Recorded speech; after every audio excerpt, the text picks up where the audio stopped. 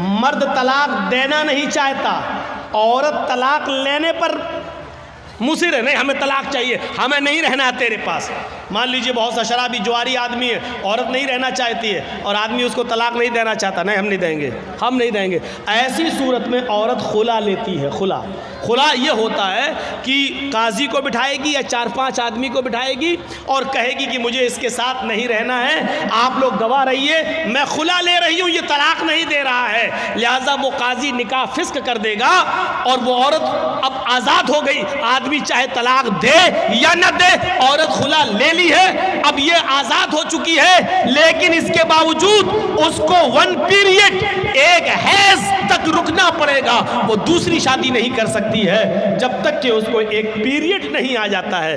ایک پیریڈ کا مطلب اس کو عورت کو جو ہر مہینے جو ہر عورت کو جو خون بلڈ آتا ہے، ایک پیریڈ، جب تک وہ پیریڈ نہیں آ جاتا تب تک وہ دوسرا نکاح نہیں کرے گی، اور پیریڈ آنے کے بعد پھر وہ دوسرا نکاح کر سکتی ہے۔ پیریڈ آنے کا مطلب یہ ہے کہ وہ حاملہ نہیں ہے، یعنی جس آدمی سے اس نے خلا لیا ہے اس کا بچہ اس کے پیٹ میں نہیں پل رہا ہے۔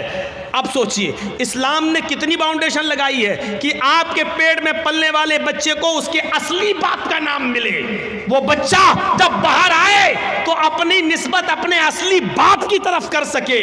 کتنی حفاظت کی ہے اسلام نے نسل کی، اور نسل کو پاکیزہ بنانے کی کتنی حفاظت کی ہے، لیکن اس کے باوجود اسلام یہ بھی کہتا ہے اگر خدا نخواستہ کسی عورت کے پیٹ میں حرام اولاد پل رہی ہے، زنا کی پیداوار ہے، اور اس نے اقرار بھی کر لیا ہے کہ حرام اولاد ہے، وہ کہہ بھی رہی ہے کہ فلاں آدمی سے میرا ساتھ سمبند بن چکا تھا اور اس کا حمل میرے پیٹ میں ہے، تو اسلام انسانیت کا وہ درس دیتا ہے کہ حرام اولاد ہونے کے باوجود اگر کسی عورت کے پیٹ میں پل رہی ہے تو پیٹ میں بچے کو مارا نہیں جا سکتا ہے۔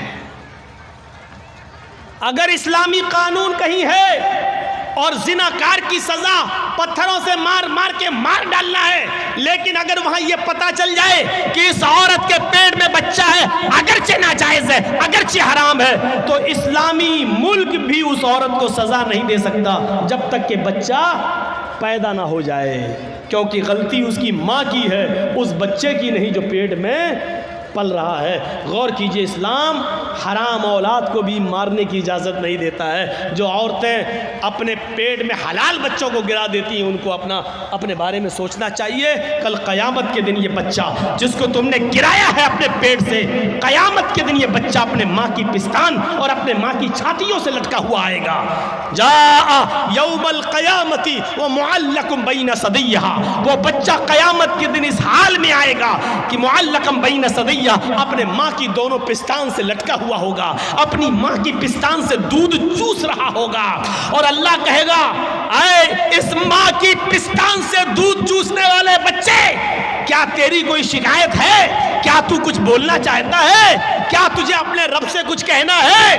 اللہ اس کو زبان دے گا۔ وہ چھوٹا سا بچہ جو اپنے ماں کی پستان سے دودھ چوس رہا ہوگا اپنی زبان ہٹائے گا، اپنا منہ ہٹائے گا، یقول، اور اللہ سے شکایت کرے گا، یا ربی ہذہ امی قتلتنی، اللہ یہ میری ماں ہے جس کا دودھ میں پی رہا ہوں، جس کی پستان سے میں لٹکا ہوا ہوں، اللہ یہ میری ماں ہے جس نے دنیا میں مجھے مار ڈالا تھا، اللہ یہ میری ماں ہے جس نے دنیا میں مجھے قتل کر دیا تھا، ہذہ امی قتلتنی، اللہ یہ میری ماں ہے جس نے دنیا میں مجھے مار ڈالا تھا، اللہ یہ میری ماں ہے جس نے دنیا میں مجھے قتل کر ڈالا تھا، اے اللہ یہ دنیا میں میری نہ ہوئی تو اس کا مت ہو، اس کو بھی تو جہنم میں پھینک دے۔ اللہ رب العالمین پھر اس عورت کو جس نے دنیا میں اپنے بچے کا مرڈر کیا بنا کسی غلطی کے، بنا کسی پریشانی کے، اس نے یہ سوچ کر کہ 3 لڑکیاں پہلے سے، چوتھا بھی میری لڑکی ہے،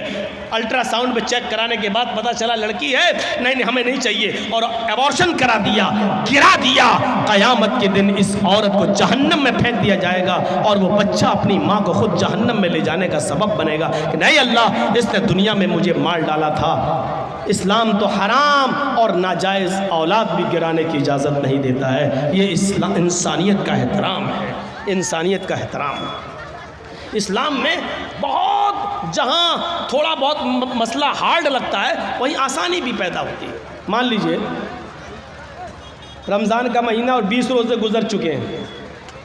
آج کوئی ہندو ہے یا کوئی عیسائی مسلمان ہو رہا ہے اور وہ 20ویں روزے کو مسلمان ہوا، تو اب وہ روزہ کب سے رکھے گا؟ روزے تو پورے مہینے کے فرض ہیں، لیکن کوئی ہندو یا کوئی عیسائی یا کوئی یہودی 20ویں روزے کو مسلمان ہو رہا ہے. 20 روزے تک ہندو تھا، عیسائی تھا، یا یہودی تھا، یا جینی تھا، بدھسٹ تھا. 20 روزے کے بعد مسلمان ہو رہا ہے 20ویں روزے کو، تو اب وہ روزہ کب سے رکھے گا؟ آج مسلمان ہوا ہے تو اب جب مسلمان ہوا تبھی سے تو رکھے گا. اب سوال یہ پیدا ہوتا ہے کہ وہ 20 روزے جو اس کے چھوٹے ہیں وہ پورے کرے گا یا نہیں کرے گا؟ تو صاف مسئلہ ہے کہ نہیں کرے گا. کیوں نہیں کرے گا؟ کیونکہ جب وہ اسلام لایا ہے تب تک وہ کافر تھا، اس پر روزہ فرض تھا ہی نہیں. آج وہ اسلام لایا تو اب جتنے روزے ہیں اتنے وہ رکھے گا، بقیہ روزے وہ نہیں رکھے گا. اس لیے نہیں رکھے گا کیونکہ اس وقت اس کے اوپر روزے فرض تھے ہی نہیں. کتنے روزے رکھے گا؟ جتنے باقی ہیں. ایک چیز اور سن لیجئے، 20ویں روزے کو اسلام لایا، لیکن اسلام لا رہا 5 بجے شام میں اور روزہ کھلتا ہے 6 بجے. اب 5 بجے وہ اسلام لا رہا ہے تو اسلام جیسی وہ 5 بجے لایا تو اب کیا کرے گا؟ آج کا روزہ کیا کرے گا؟ تو 5 بجے اسلام لاتا ہے تو 5 بجے ہی سے اس کا روزہ شروع ہو گیا ہے، کیونکہ 5 بجے سے پہلے اس کے اوپر روزہ فرض تھا ہی نہیں، کیونکہ وہ کافر تھا. جیسے اسلام لایا ویسے اس پر روزہ فرض ہو گیا، ویسے ہی اس کے اوپر روزہ فرض ہو گیا. اب 5 بجے ہی وہ نیت کر لے گا کہ میں روزے سے ہوں. اسلام لے آیا، اشہد ان لا الہ الا اللہ وان محمد رسول اللہ. اسلام لاتے ہی اس کے اوپر عصر کی نماز فرض ہو جائے گی، کیونکہ ٹائم ابھی باقی ہے اور اسلام لا چکا ہے، عصر کا وقت ابھی باقی ہے، لہٰذا پہلے عصر کی نماز پڑھے گا اور یہیں سے اس کا روزہ بھی شروع ہو جائے گا، کیونکہ اسلام لا چکا ہے. جب سے اسلام لایا یہیں سے روزہ شروع، اور 6 بجے وہ روزہ سب لوگوں کے ساتھ کھول لے گا اور اس کا یہ ایک روزہ مانا جائے گا. یہ ایک روزہ مانا جائے گا. یہ آسانی بھی ہے اسلام، یہ آسانی بھی ہے.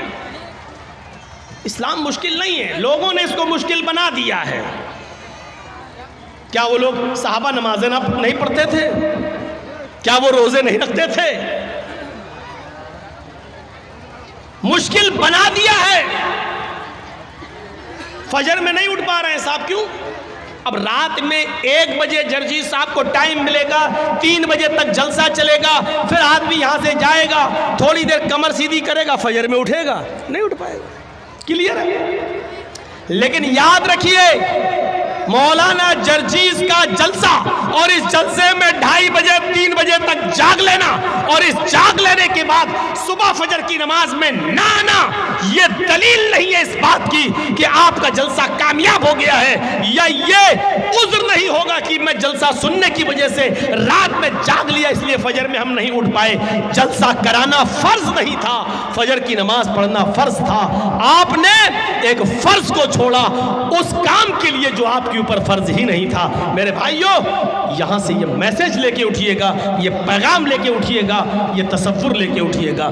تو انسانیت یہ ہوتی ہے، انسانیت. تو یا ایھا الناس انا خلقناکم من ذکر و انثی وجعلناکم شعوبا وقبائل لتعارفوا.